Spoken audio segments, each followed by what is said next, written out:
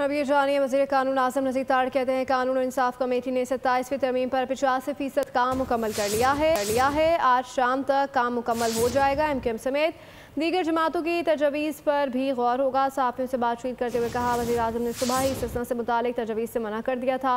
JUI के अरकान कल कमेटी इजलास में शरीक हुए थे जिन्होंने पार्टी पॉलिसी से आगाह किया था।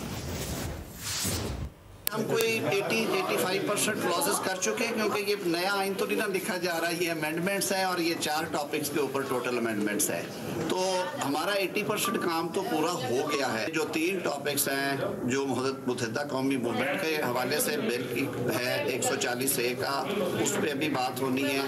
जो अवामी नेशनल पार्टी है उसकी एक तजवीज़ है, उस पर बात होनी है। और जो बलूचिस्तान अवामी पार्टी बलूचिस्तान की सूबाई असम्बली की नशिस्तें हैं उनमें जोग्राफियाई हालात की वजह से इजाफे की तजवीज़ पे बात होनी है।